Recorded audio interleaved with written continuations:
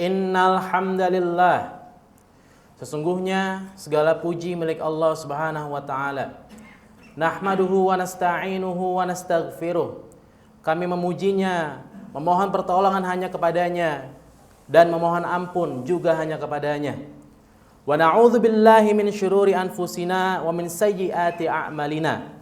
Dan kami berlindung kepada Allah Subhanahu wa taala dari kejahatan jiwa-jiwa kami, dari keburukan amalan-amalan kami. May yahdihillahu fala mudhillalah wa may yudlil fala hadiyalah.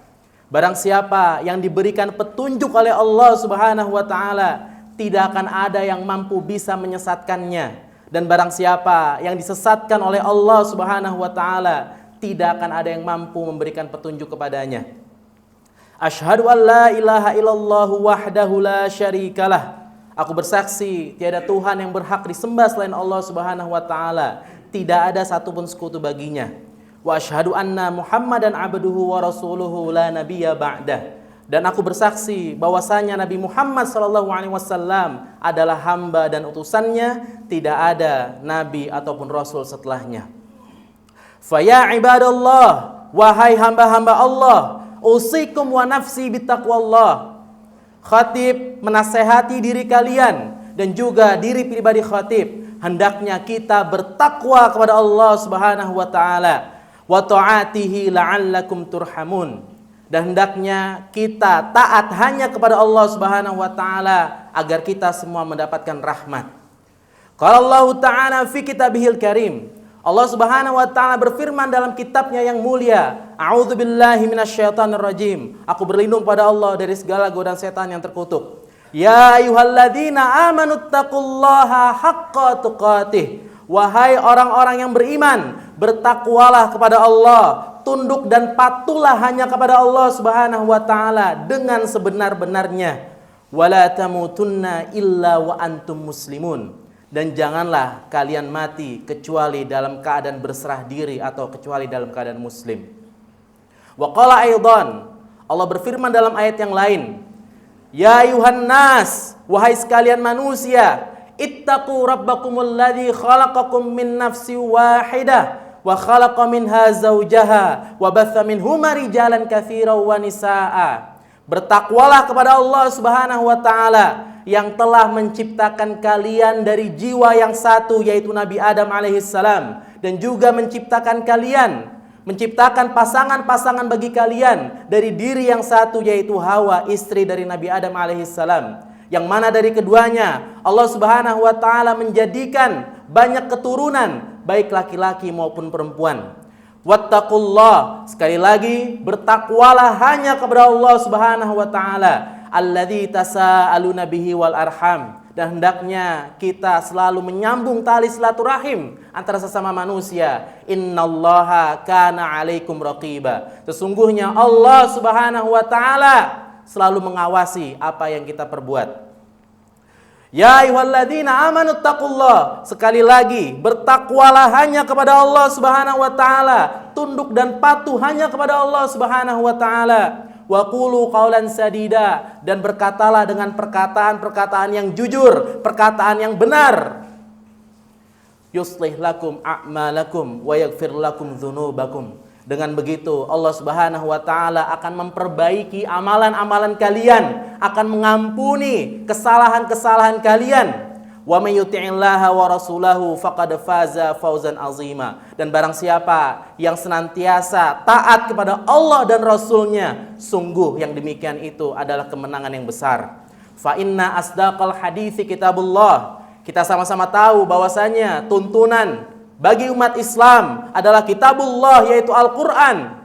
Wa khairal huda huda Muhammadin sallallahu alaihi wasallam. Dan sebaik-baik petunjuk adalah petunjuk Nabi Muhammad sallallahu alaihi wasallam, yaitu hadis-hadisnya yang sahih.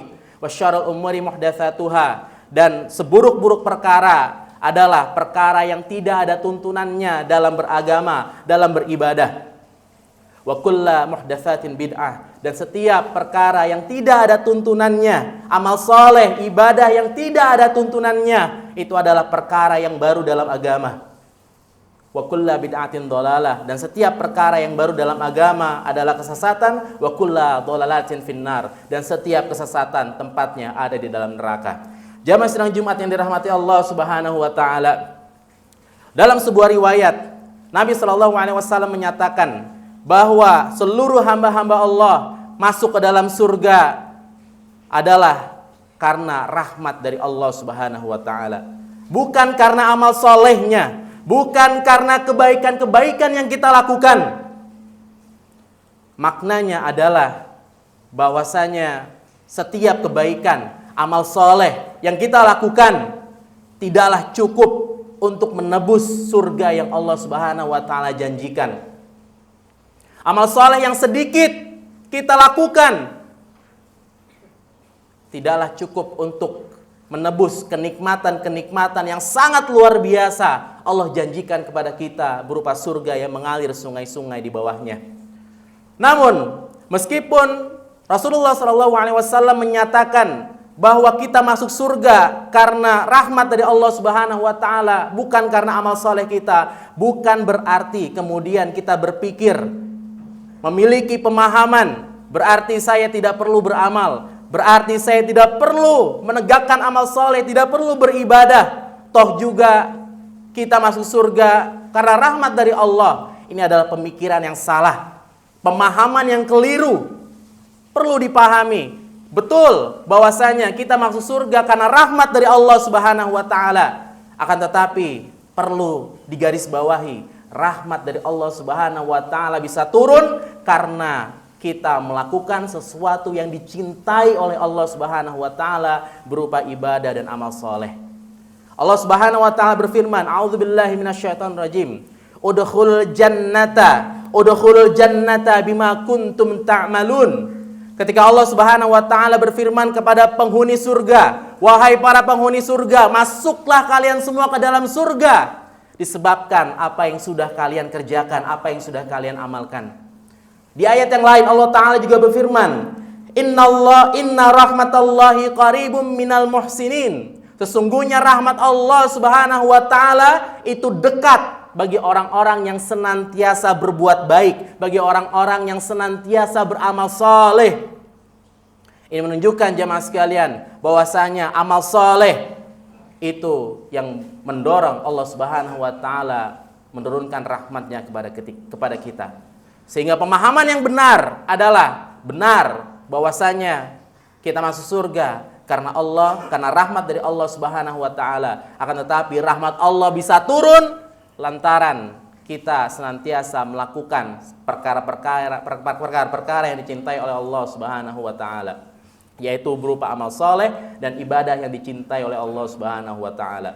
Sehingga amal soleh ini sangat penting bagi hamba-hamba Allah, bagi kita semua. Bahkan amal soleh adalah nutrisi bagi keimanan. Amal soleh adalah komponen-komponen yang membangun ketakwaan dalam diri seseorang. Lalu pertanyaannya, bagaimana cara agar amal soleh yang kita lakukan mendatangkan rahmat dari Allah Subhanahu wa taala? Bagaimana caranya agar amal soleh, ibadah yang kita lakukan sempurna di mata Allah Subhanahu wa taala? Pada kesempatan Jumat yang mulia ini, izinkan khatib menyampaikan 3 cara atau 3 kiat agar amal soleh kita diterima oleh Allah Subhanahu wa taala, menjadi sempurna dan juga mendatangkan rahmat dari Allah Subhanahu wa taala. Kiat yang pertama, hendaknya seseorang tidak menunda-nunda amal soleh yang hendak dikerjakan. Amal soleh harus dikerjakan sesegera mungkin apabila kita ingin mendapatkan kesempurnaan amal soleh di mata Allah Subhanahu wa taala. Sudah menjadi talbis iblis, tipu daya iblis dan bala tentaranya ketika mereka tidak mampu untuk menjadikan manusia jauh dari ibadah, tidak mampu untuk menggerakkan hati manusia untuk tidak mengerjakan amal soleh, maka alternatif selanjutnya dia akan membisikkan ke dalam dada kita agar kita menunda-nunda amal soleh yang hendak kita kerjakan. Contoh sederhananya sholat. Berapa banyak di antara kaum muslimin yang menunda-nunda waktu sholat? Sholat subuh dikerjakan jam setengah 6. Sholat zuhur dikerjakan menjelang jam 3 sore. Sholat asar dikerjakan jam 5 sore atau menjelang maghrib.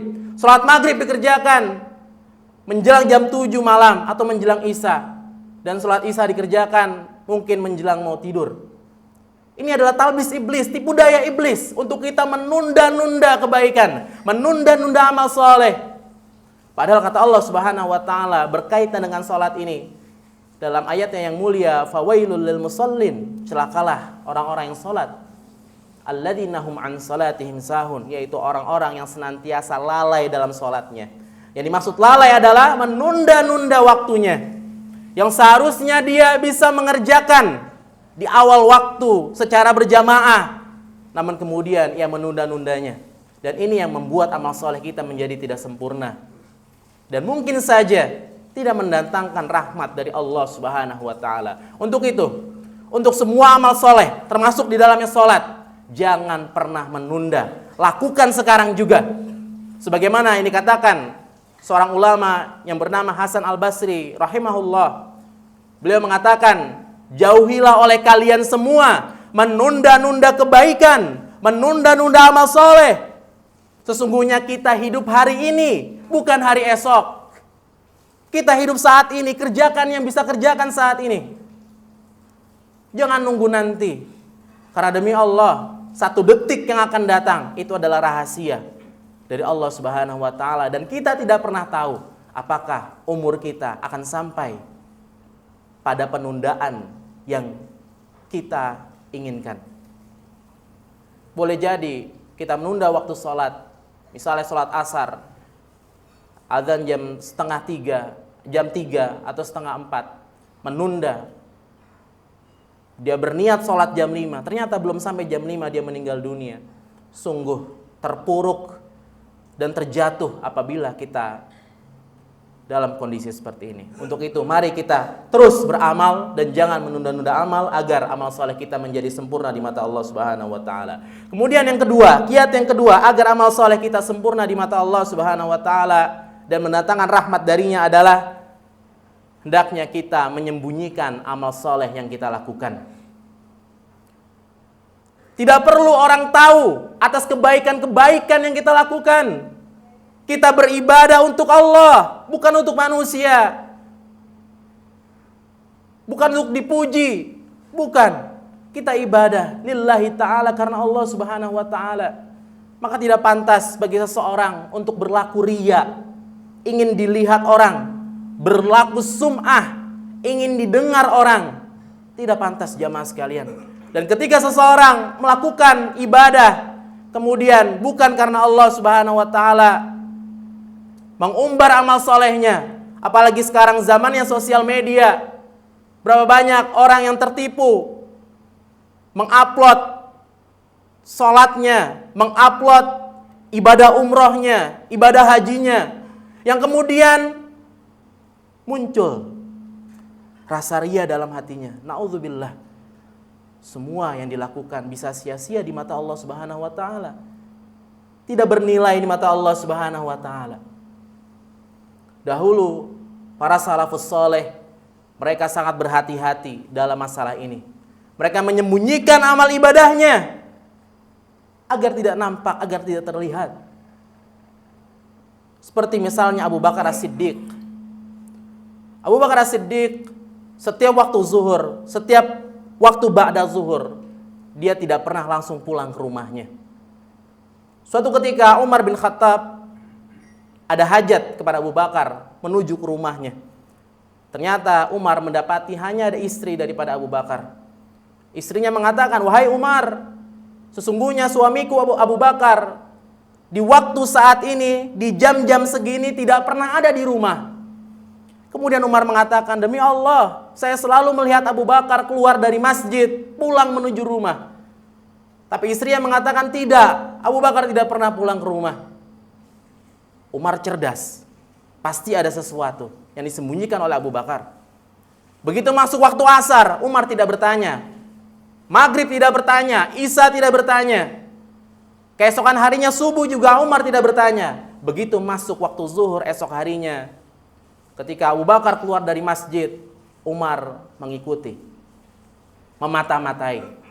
Di sini keluar hukum bahwasanya kita boleh memata-matai seseorang apabila kita ingin mengetahui sisi kebaikan apa yang ia lakukan. Namun tidak boleh kita memata-matai seseorang karena ingin mengetahui keburukannya. Kemudian ketika di persimpangan jalan antara rumah Abu Bakar dan perjalanan menuju pinggiran kota Madinah, Abu Bakar menengok ke kanan dan ke kiri, memastikan tidak ada orang yang melihatnya. Lalu Abu Bakar melanjutkan perjalanan ke pinggiran kota Madinah. Dan Umar menyaksikan Abu Bakar memasuki sebuah rumah yang sangat tua, rumah gubuk yang sangat tua. Umar menyaksikan. Beberapa saat kemudian Abu Bakar keluar dari rumah itu dan Umar menghampiri rumah itu. Ternyata didapati di dalam rumah tersebut ada seorang wanita tua yang terbaring lemah, buta. Umar bertanya, "Wahai nenek, siapa orang itu yang datang ke rumahmu ini?" Kemudian nenek itu menjawab, "Demi Allah, saya tidak pernah tahu dia siapa. Saya tidak pernah tahu dia siapa. Yang saya tahu dia datang setiap hari ke rumahku. Dari zaman Nabi SAW, dia datang membersihkan rumahku, menyapu rumahku, menyucikan baju-bajuku, dan dia juga memberikan makananku kepadaku setiap hari." Ketika mendengar cerita dari nenek itu, Umar bin Khattab menangis dan mengatakan, "Dari sisi inilah aku tidak pernah mengungguli kebaikan daripada Abu Bakar." Bayangkan, Abu Bakar As-Siddiq menyembunyikan amal solehnya, bahkan kepada orang yang dia perlakukan baik. Tidak tahu siapa yang selama ini membantunya, memberikan makanan kepadanya. Dan itu dilakukan oleh Abu Bakar As-Siddiq sampai beliau meninggal dunia. Ini menunjukkan jamaah sekalian bahwasanya amal soleh sebisa mungkin kita sembunyikan. Apakah boleh kita sharing terhadap amal soleh yang kita kerjakan? Jawabannya boleh. Tetapi apakah kita bisa memastikan hati ini tetap dalam keikhlasan? Tentu ada kekhawatiran. Kalau selevel Abu Bakar saja khawatir berlaku ria, sum'ah, apalagi kita yang mungkin dan pasti keimanannya jauh di bawah Abu Bakar As-Siddiq. Sehingga kiat kedua, menyembunyikan amal soleh yang kita lakukan sebisa mungkin, terutama amalan-amalan sunnah. Amalan-amalan sunnah, tentu kalau sholat di masjid kita tidak bisa menyembunyikan, nampak di permukaan. Dan kita harus berusaha ikhlas untuk melawan itu. Bukan berarti saya pengen ikhlas, saya ingin ikhlas, kemudian saya tidak sholat di masjid. Ini adalah pemahaman yang salah. Tetap sholat di masjid, itu adalah kewajiban, anjuran yang sangat besar dalam agama kita bagi kaum laki-laki. Dan tetap melawan rasa ria, sum'ah, dan menjaga keikhlasan dalam hati kita. Yang terakhir, kiat yang terakhir untuk menjadikan amal soleh kita sempurna di sisi Allah Subhanahu wa Ta'ala, kiat yang terakhir adalah hendaknya kita tidak pernah memandang amal soleh yang kita kerjakan banyak. Seseorang yang ujub adalah perasaan bangga terhadap amal soleh yang dikerjakan, merasa sudah banyak amal solehnya, itu akan membuat dirinya terperosok dalam jurang kemalasan. Sudah merasa cukup dengan apa yang dilakukan selama ini, merasa bangga atas ibadah-ibadah yang dilakukan, padahal semestinya dalam perkara kebaikan, dalam perkara amal soleh, dia harus melihat orang yang lebih di atas dia. Kita tidak ada apa-apanya dibandingkan Rasulullah dan para sahabatnya. Adakah di antara kita yang pernah berkurban 100 ekor unta? Tentu pasti tidak ada di antara kita yang pernah berkurban 100 ekor unta. Nabi SAW berkurban 100 ekor unta pada Haji Wada. 70 Nabi sembeli sendiri dan 30 sisanya disembeli oleh Ali bin Abi Thalib.